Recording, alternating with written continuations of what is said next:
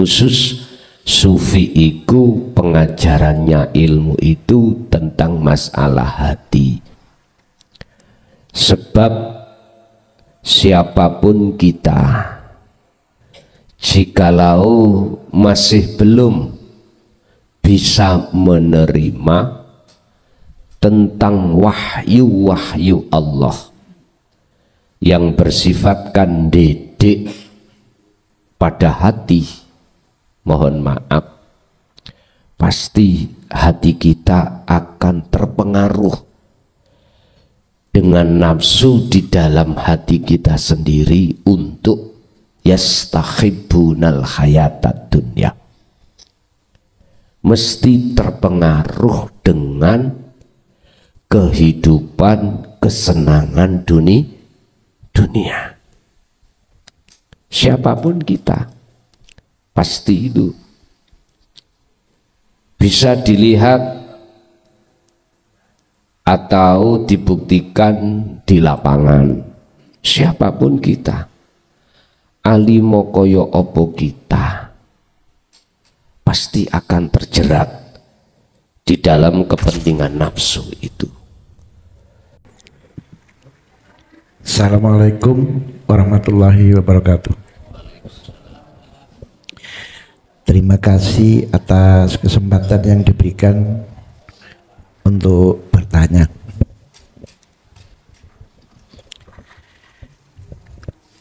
Saya dari luar Jawa, Pak Yai. Dari Pulau Masalimbu. Itu pulau mana, Pak? Pulau Masalimbu. Kalimantan apa? Sumatera? Pulau termasuk Jawa Timur paling utara. Bawean. Wilayah Madura.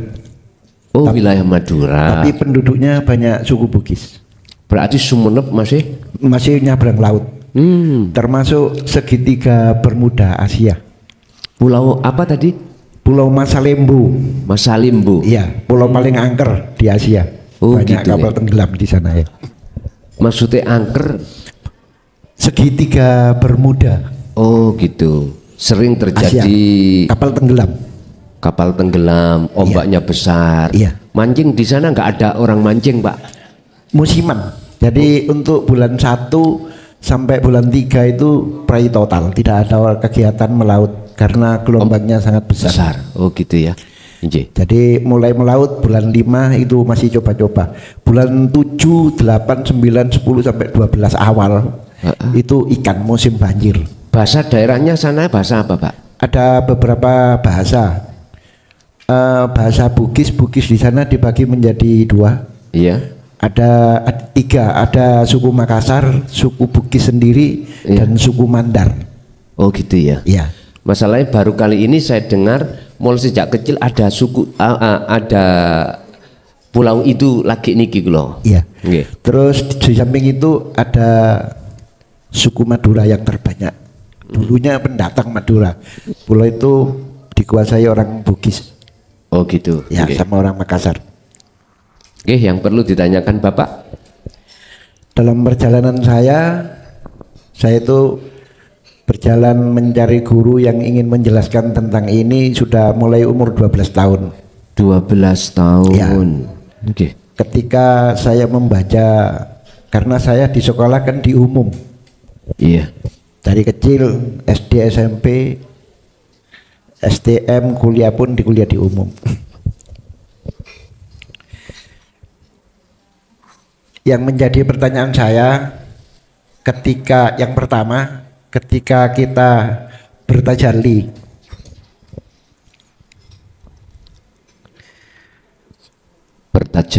ya, saya merasa saya ini hanya tumpukan tulang dan daging yang tiada daya dan upaya kecuali atas kehendaknya. Betul. Gerakan, tingkah laku segalanya dari Allah. Dan gerakan itu serta tingkah laku itu dibagi menjadi 2. Ada yang baik, ada yang buruk. Walaupun pada sisi lain yang buruk itu berasal dari nafsu.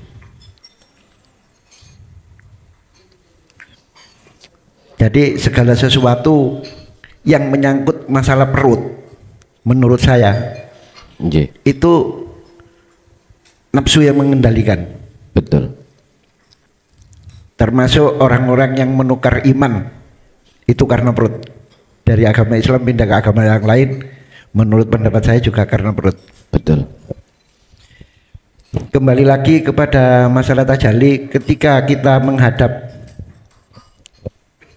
kepada Allah, yang pertama saya ingin dan selalu ingin itu berada di jalan yang baik. Tapi apa daya, kita hanya seorang hamba yang hanya menjadi permainan Sang Pencipta.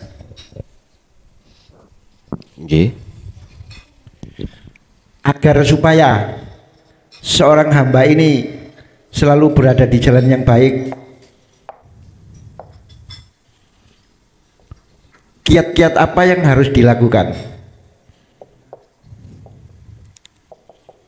Karena yang saya ketahui dari beberapa kesimpulan, menurut saya Allah itu maha sakar PDW, tidak ada yang bisa mengatur.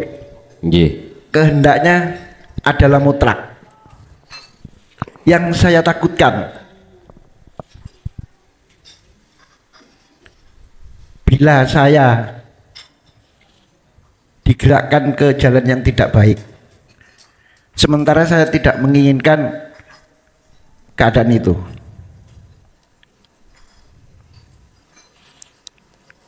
apa yang harus saya lakukan? Yang pertama. Terus yang kedua, ketika kita berkelana dalam proses penyatuan, diri kita lebur ke dalam nur, cahaya. Ketika menghadap kepada Sang Pencipta, kita bersatu kepada Nur Muhammad atau kita menghadap sendiri. Terus bagaimana seharusnya kita menghadap sesuai dengan kehendak Sang Pencipta. Terima kasih. Matur suwun, terima kasih atas dua pertanyaan dari Bapak tadi dari Pulau apa tadi? Masalimbo. Itu termasuk Jawa Timur, Pak ya? Jawa Timur. Oke.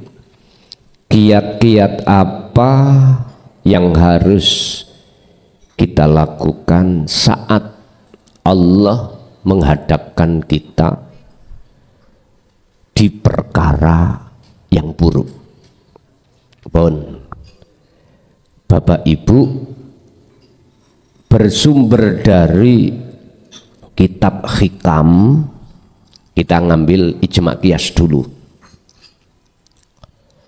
Ada 4 waktu yang Allah hadapkan terhadap diri manusia. Yang 4 waktu itu sebagai makhluk dengan tujuan Allah menguji lewat 4 makhluk tadi. Waktu tadi disebut makhluk. Dan 4 waktu ini yang berkuasa mutlak hanyalah Allah. Apa 4 waktu? Taat, maksiat, bala, nikmat. Atau 4 ini saya ringkes menjadi 2, perkara yang baik dan perkara yang buruk. Ini miturut kacamata hukum syariah. Munculnya perkara itu baik atau buruk itu dari pandangan manusia. Kalau dari pandangan Allah, ini hak mutlak Allah. Hak mutlak Allah. Artinya yang menguasai segala hal apa yang miturut pandangan manusia mengatakan baik atau buruk, tetap yang berkuasa adalah Allah. Ini kita tidak bisa Pak mengatakan itu yang berkuasa Allah. Lebih-lebih perkara yang buruk. Sehingga dalam ajaran syariat kita, manakala perkara baik datangnya dari Allah, bila mana perkara buruk datangnya dari dirimu sendiri, dalam kurung nafsu. Loh, ini ada hujahnya Quran. Apa maksud itu? Karena semua manusia supaya secara jasmani jangan melakukan perkara buruk, seperti datangi maksiat, datangi balak, supaya manusia tidak mengalami hal itu secara jasmani.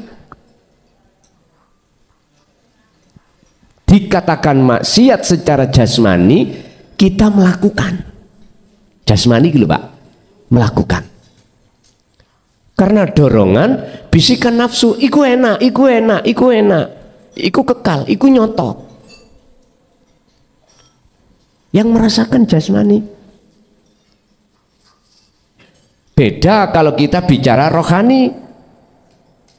Satu contoh, di depan saya itu ada makanan yang diharamkan Allah.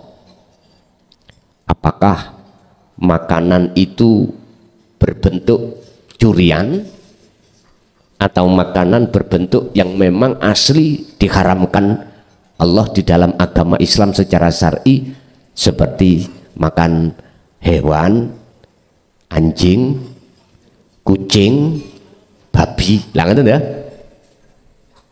Yang merasakan jasmani apa rohani Pak? Jasmani. Karena hati kedorong oleh nafsu. Enak iku.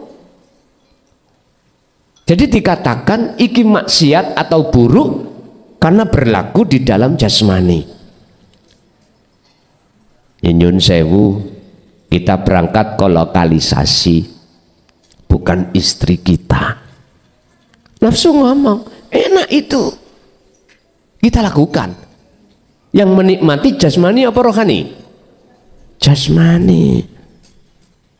Karena rohani kita kedorong oleh nafsu dalam diri kita, akhirnya rohani kita memerintahkan jasmani untuk melakukan. Tapi rohani bukan makanannya rohani itu. Makanan rohani itu Pak, mohon maaf, mestinya adalah takwa, ilmu, amal, istiqomah, sehingga hati sampai terasa nyaman, ruhaniyat terasa dapat rahmat di situ karena takwa ini. Sehingga kami simpulkan perkara buruk dan baik ini miturut pandangan syar'i secara jasmani. Lah bagaimana dari pandangan hakiki ruhaniyah? Mana yang dikatakan buruk dan baik? Hanya satu. Jikalau hati kita lalai terhadap Allah, ini perkara buruk. Jikalau hati kita teringat selalu Allah, ini perkara baik. Makanya dalam surah Al-Kahfi ayat 110 Allah katakan, kiat-kiat untuk bertemu aku, kata Allah, wa man kana yarju liqa'a rabbih, pertama falyamal amalan sholihan,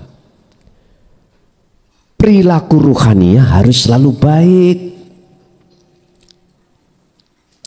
Saya tidak bicara perilaku jasmani, ruhaniyah, sebab yang bertemu kembali pada Allah ruhaniyah. Apa perilaku ruhaniyah yang baik di situ? Anikbutullaha waztanibut tauhid. Condonge ati hanya pada wujudnya Allah, bukan nama Allah, bukan sifat Allah, bukan zat Allah, tapi wujudnya Allah, mana wujudnya Allah. Itulah mausuf yang disebut sifat urip di dalam setiap diri manusia. Wal awwalu wal akhiru wal zahiru wal batin. Wujude Allah iku ya ning jero ning jaba jenengan. Wong Jawa, wong Indonesia mengatakan hidup sebagai sifat, tapi maksudnya mausufnya yang disifati wujud itu yang mana? Itulah wujudnya yang dalam Al-Quran disebut sebagai ana, ingsun, aku. Inilah yang disebut tajalli tadi. Apa yang ada di dalam hati, aku ne makhluk sudah lama wujud, sudah tidak ada. Yang ada cuman akunya Allah. Ini tajalli. Barang siapa yang sudah masuk di zona itu, wilayah itu, maka ruhaniyah itu selalu baik di mata Allah. Di mata Allah selalu baik. Urusan secara jasmani dihadapkan 4 perkara tadi ya, dia nggak punya kekuatan apapun untuk menghindari perkara buruk dan atau menjalankan perkara baik. Nggak punya daya upaya apapun, kekuatan apapun untuk menghindar atau melakukan, nggak ada.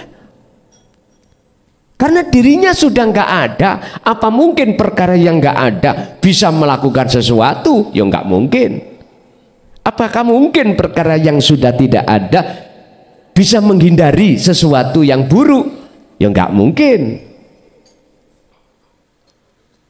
Yun sewu Pak, aslinya kita makhluk kan nggak ada asal muasal ya, adanya sebab diadakan oleh yang ada.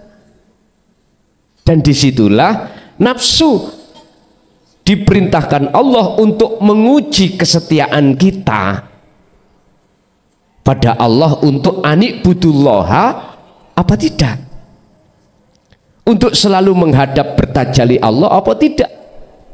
Akhirnya nafsu misi inang ati sampen kali kula supaya makhluk iku dikongkon merasa ada. Kalau sudah merasa ada, otomatis akan apa jenenge melebar ya, melebar, merasa keakuan kita yang bisa melakukan ini itu, punya ini punya itu otomatis. Itu otomatis. Dan inilah Pak yang aku sebut sebagai budaknya nafsu. Beda dengan yang bertajalli tadi. Apa mungkin saya yang tidak ada makhluk itu bisa melakukan perkara kebaikan dan bisa meninggalkan, menghindari perkara yang buruk? Ya nggak mungkin. Akhirnya di situ artinya bagi ahli zuhud, ahli sufi, imannya cuma satu. Segala apapun yang terjadi di dunia, walillahil masyriq wal maghrib, itu cuma Allah. Tapi ini nggak bisa dipaksakan kepada kita yang belum menjadi kekasih Allah, yang masih di golongan am. Tetap kita akan mengatakan dengan dasar hujjah di Quran, apabila perkara datangnya baik dari Allah, kalau jelek dari nafsumu sendiri, berarti ada 2 penguasa.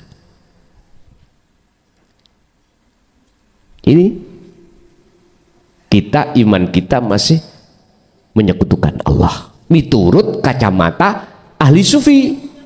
Makanya beliau hindari itu, nggak mau. Jane sudah benar Pak, miturut kelasnya masing-masing. Karena kita masih diproses. Benar, kalau baik itu datangnya dari Allah, kalau jelek buruk datangnya dari nafsu kita sendiri, dengan harapan supaya jasmani ini enggak melakukan keburukan. Kebanyakan itu kita mikir masalah jasmani, tapi tidak mau mengenal ruhani. Ini persoalannya. Sehingga sampai kapanpun kita masih menduakan Allah dalam berkuasa, yaitu nafsu atau diri kita. Bapak Ibu, jikalau betul-betul Allah meletakkan kita di dalam jalur tajalli, Pak, mohon maaf, yang tadinya perilaku jasmani itu buruk, itu Allah kurangi. Itu pasti, karena isi atau roh ini dalam kondisi Allah mensucikan, jasmani nanti sebagai wadah dari isi Allah sucikan. Artinya kita pasti akan dihindarkan dari perilaku dohiriyah yang kebuku buruk. Otomatis nih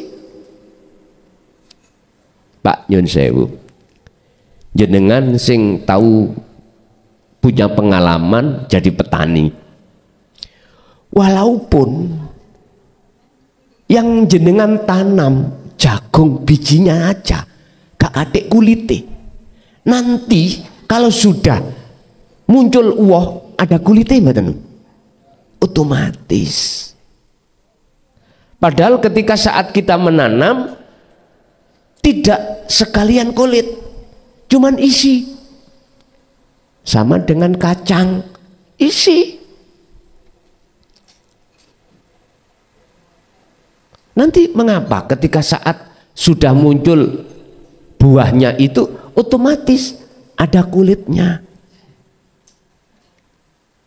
Itu untuk mengamankan isi, biar enggak ditotol manuk. Artinya Pak, orang yang hatinya berhakikat, walaupun awalnya itu jasmanianya itu molimo, tahu molimo ya? Pasti Allah kurangi nanti, bahkan langsung hilang semuanya. Itu cara Allah,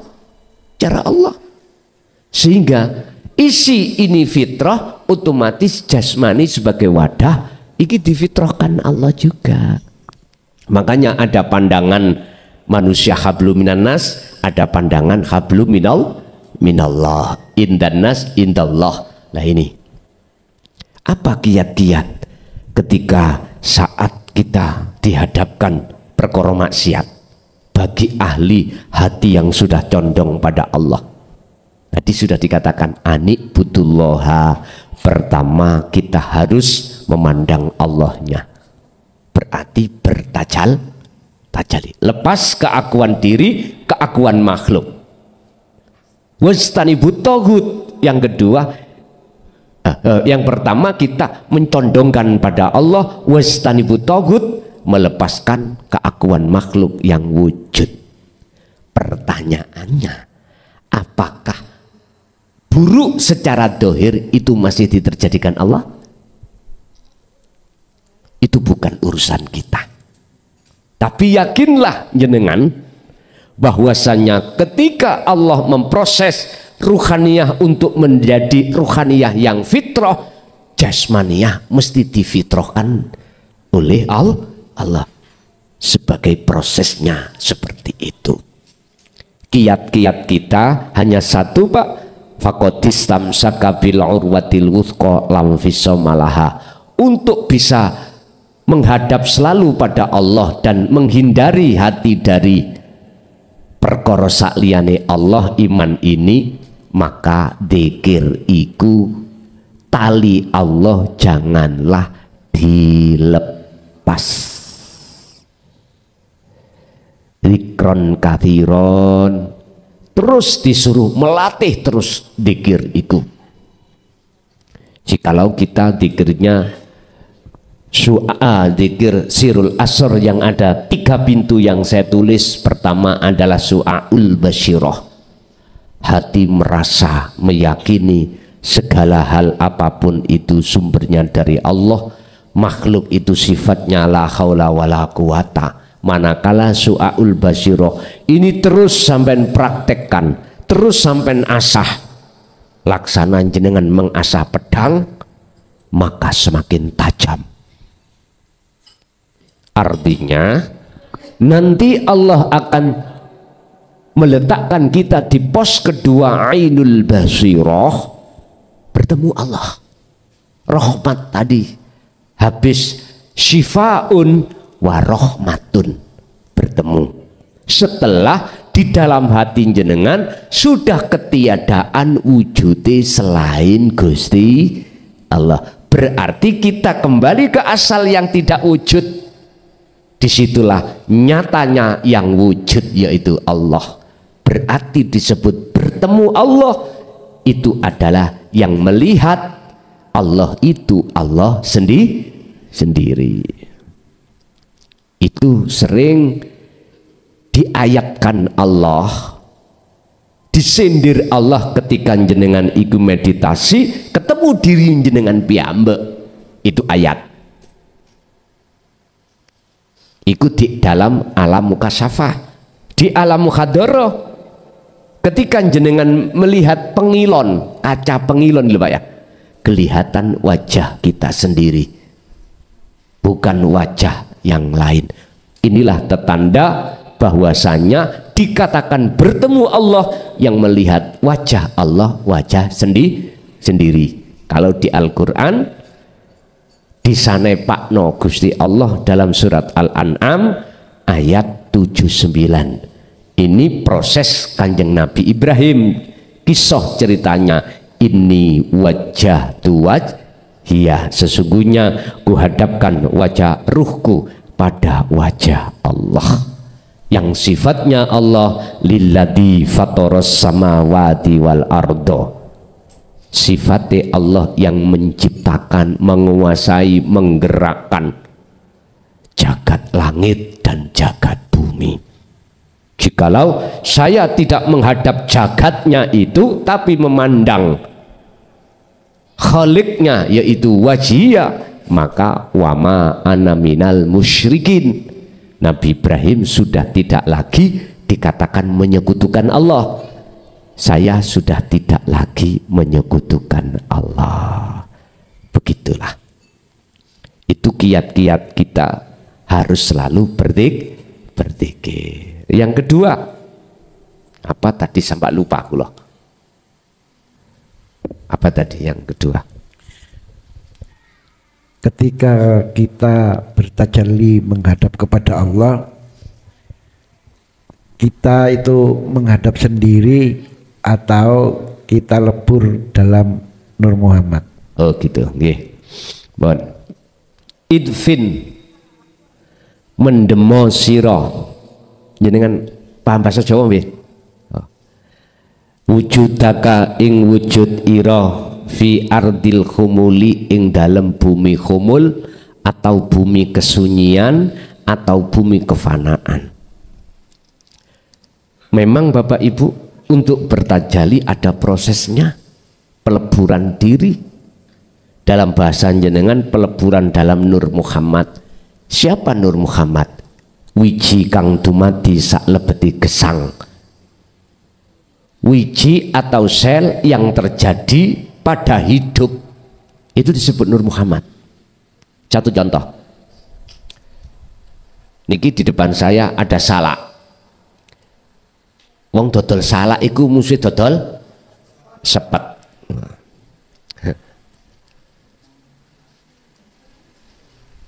Ingkang ditandur, akhirnya muncul pohonnya itu.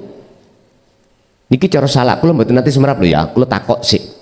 Dugi isi niki napa senes? Isi ya. Tunasnya itu isi ya. Oke. Kula buka nggih.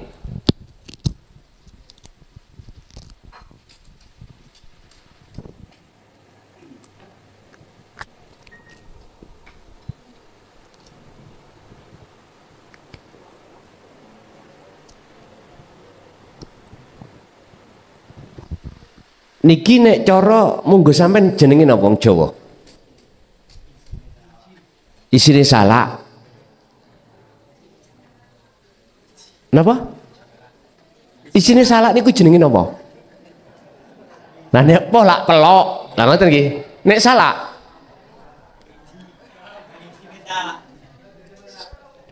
wonten namine Pak niki, Pak. Wonten. Ya saking jenengan kali gula keterbatasan bahasa tadi, pengetahuan akhirnya nggak tahu. Mesti ini wonten artinya. Ada namanya. Bukan nama itu yang disebut Nur Muhammad. Bukan nama Nur Muhammad itu yang Allah katakan, kalau nggak salah mohon di cross check ya, dalam hadits qudsi mungkin, aku tidak akan menjadikan dunia dan seisinya jikalau tidak ada Nur Muhammad. Apa wujudnya isi? Senes. Tadi saya katakan takrif, definisi atau tarkib Nur Muhammad itu wiji kang dumadi salebete urip, sel yang terjadi di dalam hidup. Bukan isi niki, tapi salebete niki lho wonten urip. Ya niku Nur Muhammad.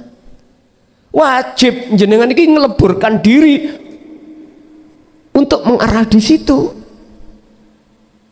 Makanya Syekh Ibnu Athaillah dalam kitab Hikam, idfin mendemo jero sira wujudaka ing rasa keakuan irohe makhluk, dipendem di mana, ditenggelamkan atau dikubur di mana, fi ardil humuli, di dalam bumi kefanaan. Artinya lepasan rasa keakuanmu sebagai makhluk yang wujud. Lho ngoten tadi.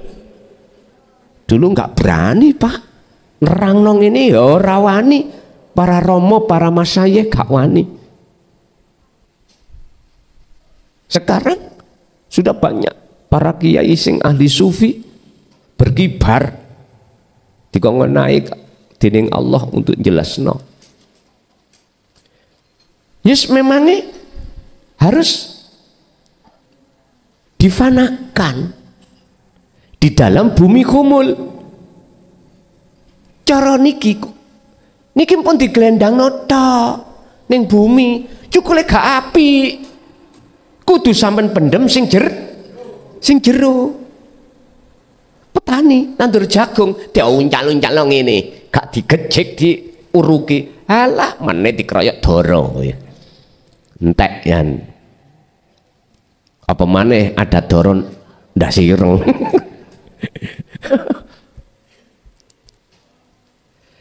Tatkala itu kewujudan iro betul-betul kau kubur dalam-dalam, maka munculnya tajali itu benar, keakuannya Allah. Artinya jikalau keakuanmu betul-betul kau fanakan, maka betul-betul akan muncul akune Gusti Allah kang hak. Pak Tani, kalau ketika nandur salak dipendem sesuai aturannya di dalam tanah, maka nanti tumbuhnya itu benar. Nandur salak di gelendang nang ini, ya wes buyar kan. Nandur kacang ora digejik, ora diuruki. Nandur pari, tandur lho Bu, ya. Sampean gak sampean cepno diuncalno tok ae tek tek tek. Bosok-bosok sing ya. Ngoten. Loh, ini ayat sebetulnya. Makanya wajib jenengan meleburkan diri di dalam Nur Muhammad sebagai proses. Disitulah akan muncul sejatine ingsun kang sejati, yaiku innani anallah la ilaha illa ana. Tentang masalah tauhid la ilaha illa ana, yang ada keesaan Allah, Kanjeng Nabi yang mendapatkan wahyu untuk disampaikan di tengah masyarakat. Bukti surat Al-Ikhlas ayat 1. Bukti lagi dalam surat Al-Anbiya 25. Adanya muncul ayat-ayat itu membuktikan bahwasanya dulu zaman Rasulullah juga menyampaikan apa yang selama ini ditutup-tutupi.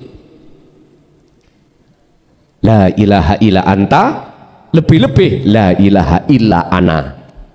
Kan sudah jelas, wa ma arsalna min qablika mir rasulin illa nuhi ilaihi annahu la ilaha illa ana fa'budun.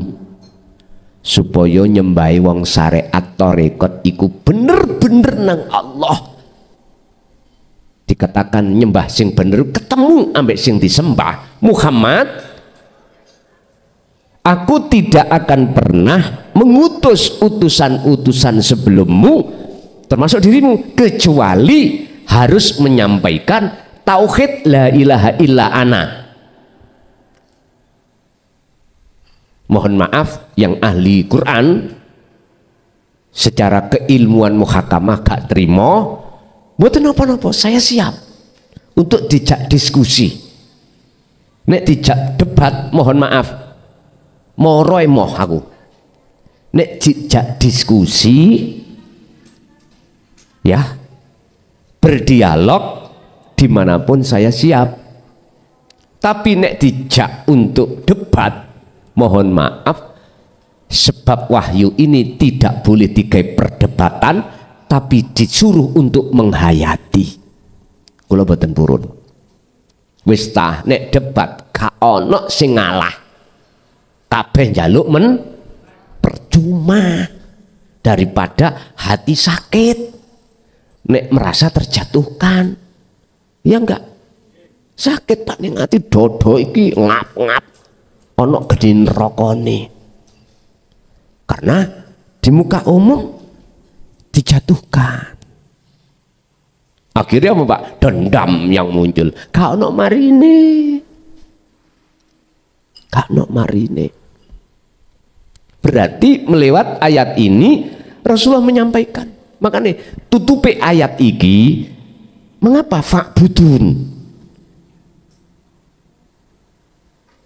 Iki bisa dimaknani faedah jawab dari sebuah syarat yang mengatakan jikalau kau betul-betul dalam dirimu mengesahkan Allah, ya fa'budun, mongko kau bisa menyembah dengan benar. Tapi ini juga bisa diartikan berfaedah fi'il amar, perintah, dengan dasar perintah Allah terhadap kanjeng Nabi Muhammad untuk menyampaikan supaya jenengan kali kula fa'budun do nyembah sira kabeh hu ing ana.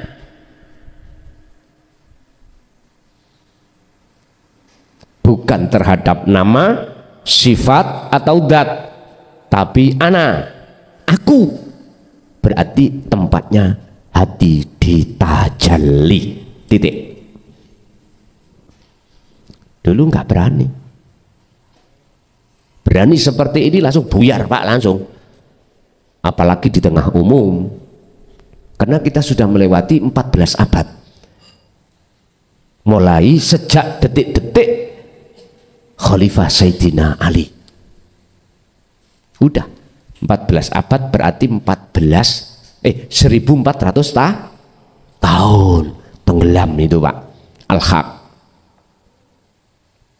Gak berani Pak nyampai di tengah umum. Jangankan di tengah umum, di tempat khusus aja masih hati-hati beliau-beliau itu.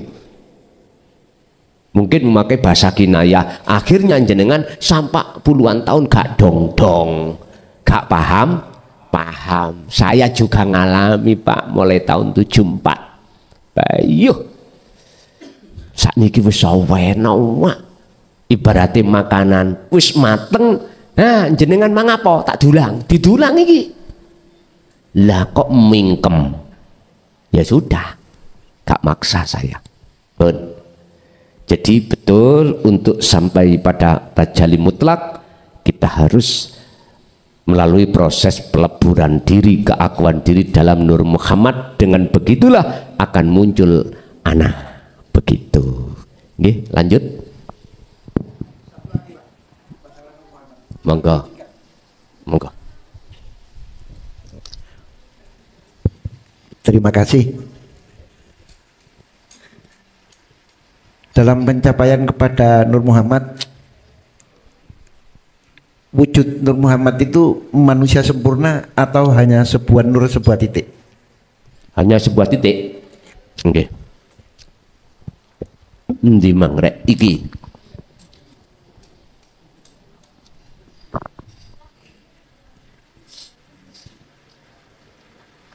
Jikalau dan supaya aku dikenal, anak Allah ya, wujudku biar dikenal oleh hambaku, tak lahir no rupa nurullah. Iki Allah. Dari bahasa nurullah itu berarti cahaya Allah. Mana yang dimaksud cahaya Allah? Wujudin dunia saisinya itu nurullah. Tapi nurullah iku dunia saisinya bukan wujudku. Niki lah bahasa bingung no Pak. Saya ulang. Wujud ana biar dikenal hambaku, tak nyata no zahir wujudku iku berupa nurullah. Wujudin nurullah dunia seisinya, sehingga kita orang syariat mengatakan dunia seisinya itu Allah yang menciptakan. Allahu khalaqakum wa ma ta'malun. Niki. Tapi wujudin dunia seisinya duduk wujudku. Pak, nyun sewu, setrum iku laksana ana.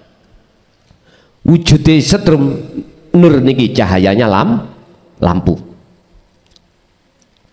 Tadi setrum ngomong wujud ana ingsun biar dikenal oleh manusia, tak dohirno berupa cahaya ini. Tapi cahaya ini duduk wujudku. Niki orang kalau belum sampai pada wujud nyatane Allah dohir belum bisa. Apalagi kita masih mengenal wujud nurullah ini sebagai makhluk, bukan bisa. Saya ulang, kita tidak akan paham dengan kalimat yang sepertinya bertolak belakang tadi, ya, apabila kita belum nyoto wujud dohire Allah alias masih nyoto wujud batine Allah. Apalagi kita masih mengatakan wujudnya Allah berangan-angan lewat ayat tanda dunia seisinya masih wujud, mboten saged. Sampai kapanpun ora bakal paham. Biar paham, jenengan ini ilmu amal sudah dibawa, takwa tadi dalam rangka wajahidu fi sabilihi, dalam rangka untuk menuju tajalli mutlak pada Allah. Kalau sudah sampai pada tajalli datang Allah, maka Anda sudah dikatakan nyoto wujud batine Allah yang disebut mausufi sifat urip. Oke.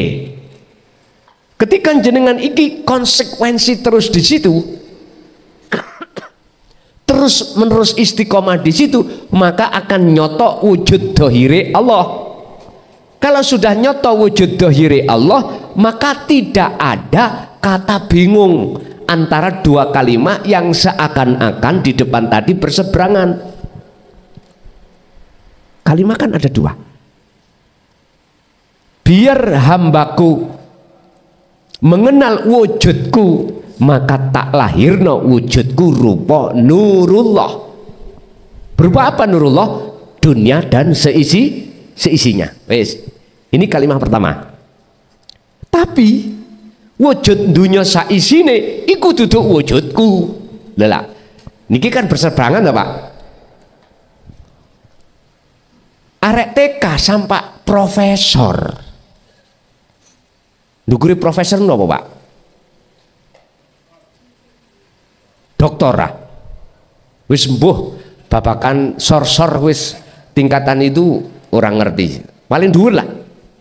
Jikalau belum terlibat di dalam tesis atau pembuktian penciptaan, nek kalau disebut profesor itu kan sudah ada hasil cipta karya sendiri, bukan niru-niru lewat dasar pembuktian atau disebut tesis.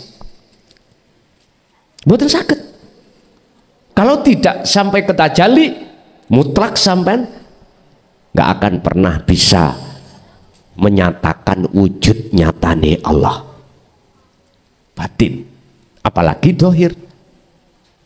Kalau sudah ke dohir maka gak bingung, letaknya gak bingung ya nopo ngeten niki sing durung tutuk kuno anggepen entut liwat ya, empun dipikir daripada jenengan kekhitopan surat Al-Anbiya 29 disebut menyekutukan Allah.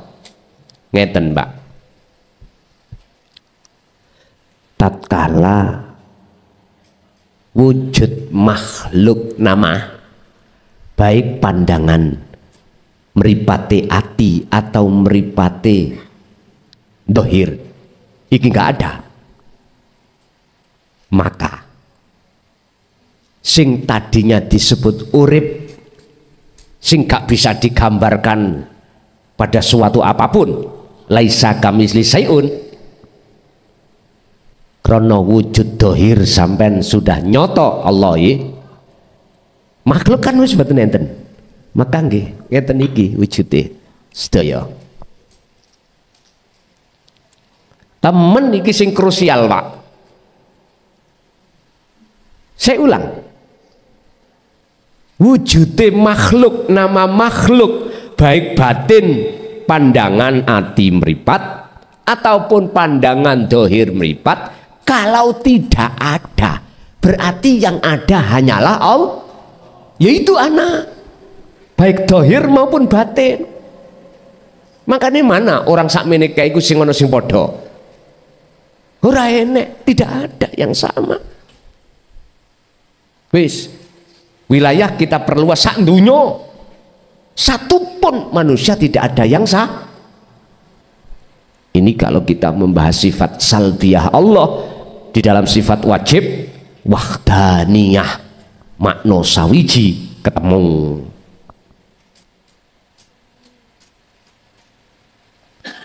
Tapi jangan dipelintir loh, Pak. Dipelintir apa? Nek kabeh ku Allah, berarti mangan salah iki Gusti Allah mangan salah. Oh, gak paham awakmu nek ngono. Gak usah diterusno. Daripada gegeran. Jadi lewat pertanyaan tadi memang betul, Pak, proses peleburan iku wajib. Proses kembali ketiadaan kita itu wajib. Sebab kalau ini sudah berlaku, maka nyatalah yang wujud. Inilah yang dimaksud proses dari sistem wasilun seperti ini. Ada sistem majdubun, Pak. Waduh, apa sistem majdubun? Proses pemfanaan ini di nomor 2 kan. Nomor pertama, akunnya Allah. Kalau betul-betul akunnya Allah sudah datang, maka akunnya hamba itu akan dasari apa? Allahu waliyul ladina amanu yukhrijuhum minadz-dzulumati ilan nur. Jikalau lampu iki dinyalakan, maka gelap akan hilang. Saiki ngilangi gelap sik. Misale sing gelap iku perkara batil. Kuwi ngilangi ambek apa? Ambek cahaya. Artinya bagaimana cahaya itu datang? Bagaimana hati kita kegelapan disebabkan isinin daunyo ngelompok, bagaimana ini hilang? Ya datangkan yang namanya cahaya makrifat. Caranya bagaimana? Tolabul ilmi dulu, terimalah al-haq dulu. Setelah kau menerima al-haq, proses selanjutnya adalah fal ya'mal amalan soleh. Ruhaniyah harus terus uzlah, terus kholwat, terus bertapa dengan wasilah dzikir, istiqomah.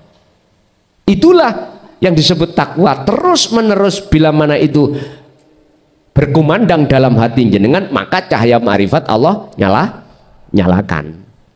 Setelah menyala, gelap langsung hilang. Seketika itu aku nih makhluk, nama makhluk sudah tiada. Ada proses seperti ini, dan inilah yang lazim, proses wasilun yang para nabi dan rasul itu lakukan. Tapi ada Pak yang proses kebalikan, macetubun, berarti wongi gendeng, jadab, dari atas langsung jatuh ke bawah. Artinya baik akal maupun hati Allah hilangkan semua isi makhluk. Udah, akhirnya apa? Orang itu secara dohir sudah disebut tidak berakal. Akhirnya lakune saenake dhewe. Wis gak make hukum syariat. Wis ngeten iki susah diterima golongan kita yang bersyariat. Makanya saya tidak melalui jalur ini, saya jalur wasilun. Proses dari bawah ke atas, ke atas, ke atas sampai des. Udah. Makanya mengapa kami selalu mengutamakan hujah dari hukum yang tertinggi Al-Quran? Karena di sini bentar lagi lah Pak, secara tersirat nanti akan tertulis, sampai sing sabar. Makanya kami minta waktu untuk mengurangi jadwal ngaji saya supaya di situ fokus kami itu lekas dan selesai begitu.